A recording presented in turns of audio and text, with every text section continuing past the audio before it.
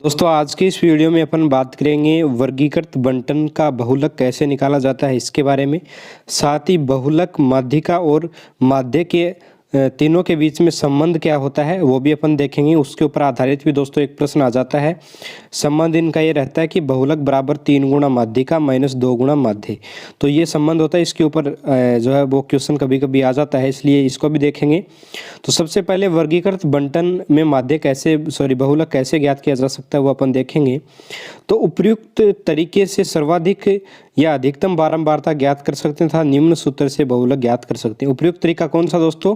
जो अपन ने पिछले वीडियो में अपन ने बात की थी ना बहुलक वाले में, कि जो बहुलक वह संख्या होगी जिसकी आवर्ती सर्वाधिक है, यानी सबसे अधिक आवर्ती वाली संख्या क्या कहलाती है? बहुलक कहलाती है। लेकिन जब वर्गीकृत बंटन में इसको कैसे किया जा सकता है, तो वर्गीकृत बंटन में करने के लिए अपने पास एक फॉर्मूला है। वो क्या है? चूंकि अपन जानते हैं कि बहुलक को z से डिनोट किया जाता है, इसलिए z इक्वल्स टू होता है L1 plus F1 minus F0 बटा 2F1 minus F0 minus F2 गुणा I। ये जो है अपना फॉर्मूला होता है बहुलक निकालने का वर्गीकृत बंटन में। ठीक है दोस्तों, जहाँ पे L1 क्या होता है? बहुलक वर्ग की निम्न सीमा, F1 होता है बहुलक वर्ग की आवर्ती, F0 होता है बहुलक वर्ग के पूर्व वर्ग की आवर्ती और F2 होता है बहुलक वर्ग के अगले वर्ग की आवर्ती। क्योंकि दोस्तों जहाँ भी F लिखा है उसका मतलब आवर्ती है, F मतलब फ्रीक्वेंसी, फ्रीक्वेंसी मतलब आवर्ती। अब F1 बहुलक वर्ग वाली आवर्ती हो जाएगी, F0 यानी कि F0 जो F1 से पहले है तो बहुलक वर्ग के पहले वाली आवर्ती, फिर F2 यानी बहुलक वर्ग की अगली आवर्ती यानी बहुलक वर्ग के अगले वर्ग की आवर्ती, फिर I क्या है? बहुलक वर्ग का जो वर्गांतराल है वो यहाँ पे आ जाएगा। ठीक है दोस्तों, तो ये फॉर्मूला मैंने आपको बता दिया है। ये फॉर्मूला भी मैंने आपको बता दिया कि बहुलक का क्या संबंध है माध्यिका और माध्य से। तो वो संबंध है बहुलक बराबर 3 गुणा माध्यिका माइनस 2 गुणा माध्य। बहुलक को z से दिखाते हैं, माध्यिका को m से और माध्य को अक्ष बार से, इसलिए z बराबर 3m माइनस 2 गुणा अक्ष बार यहाँ पे ये अपने आ जाएगा। ठीक है दोस्तों, इसको थोड़ा आप ध्यान में रखिएगा। पहला अपना प्रश्न है, निम्न आवर्ती बंटन का माध्य ज्ञात कीजिए। ये माध्य नहीं है दोस्तों, यहाँ पे ये क्या है? बहुलक है। ये गलती से लिखा गया है, बहुलक ज्ञात कीजिए।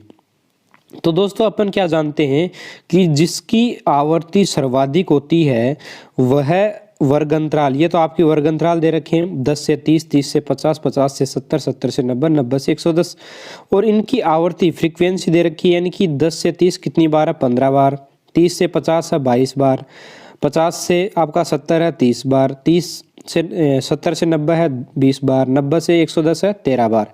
तो इनकी आवर्ती यहाँ पे दे रखी है और सर्वाधिक आवर्ती जिसकी भी होगी वही क्या कहलाएगा? बहुलक वर्ग आपका कहलाएगा।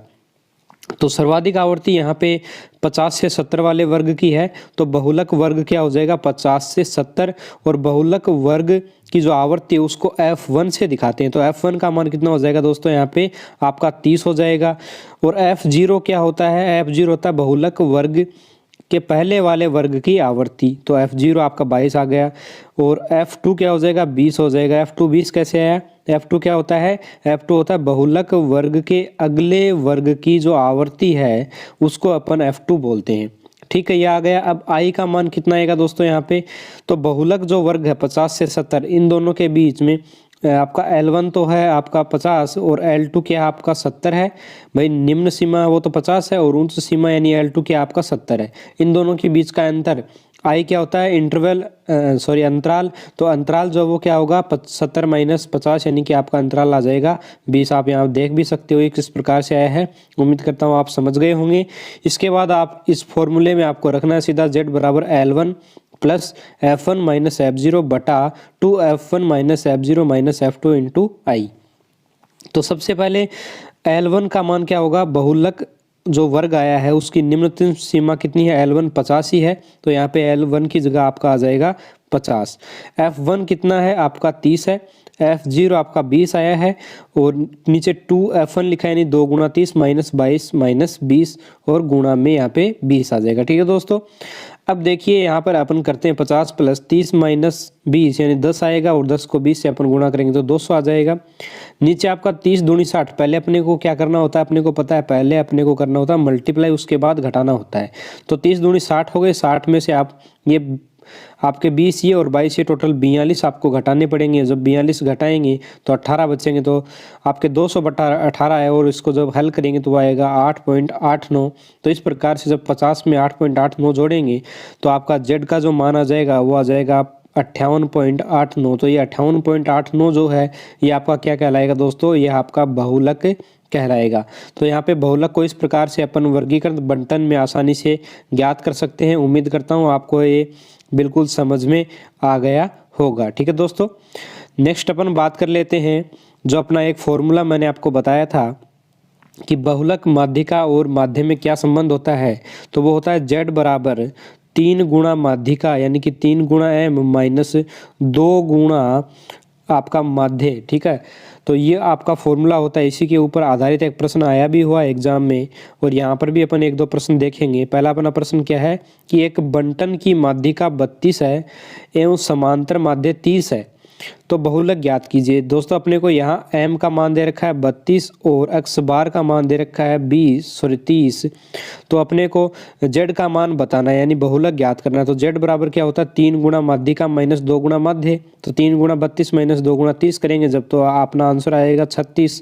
तो यहाँ पे बहुलक का मान हो जाएगा 36। इस प्रकार से बहुलक को आसानी से अपन ज्ञात कर सकते हैं। नेक्स्ट अपना एक समंक श्रेणी का बहुलक 20 तथा माध्यिका 23 है, तो समांतर माध्य ज्ञात कीजिए। दोस्तों बहुलक क्या है आपका 20 है और माध्यिका आपकी है 23। ये मध्य का या माध्यिका एक ही बात है, मध्य का भी लिखते हैं इसको कहीं कहीं 23 है। तो अपने को क्या ज्ञात करना है, आपको समांतर माध्य ज्ञात करना है। तो दोस्तों सूत्र तो वही रहेगा अपना। तो सीधी सी बात है, यहाँ पे z बराबर 3m माइनस 2x होता है, तो 2x को अपन इधर लेके आएंगे और z को इधर लेके चले जाएंगे तो 2x बार बराबर आ जाएगा 3m माइनस z और x बार अपने को ज्ञात करना है तो 3m माइनस z और बटा में ये 2 जो गुणा में इधर ये इधर आके भाग में चला जाएगा तो ये हो जाएगा 3m माइनस z बटा 2। ये आपका x बार का समांतर माध्य का फॉर्मूला बन गया। अब इसमें जो चीज़ें दे रखी हैं, अपने को बहुलक दे रखा है 23, तो 3 को 23 से गुणा कर देंगे, माइनस इसे क्या कर देंगे बहुलक यानी कि 20 को घटा देंगे और बटा में 2 का भाग लगा देंगे। तो 69 माइनस 20 आपका 49 आया और 49 में 2 का भाग लगाएंगे तो आएगा 24.50 और 24.50 जो है वो इस क्वेश्चन का जो है समांतर माध्य आएगा। उम्मीद करता हूँ दोस्तों आपको ये वीडियो ज़रूर समझ में आया होगा और इनसे बाहर जो मैंने आपको माध्य माध्यिका और बहुलक जो पढ़ाया है जो टॉपिक, इनसे बाहर आपको माध्य माध्यिका और बहुलक से संबंधित प्रश्न बिल्कुल भी नहीं मिलेगा। तो आप इन वीडियोज़ को देख लीजिएगा, आपका 100% ये टॉपिक क्लियर हो जाएगा, किसी भी प्रकार की समस्या आपको नहीं आएगी।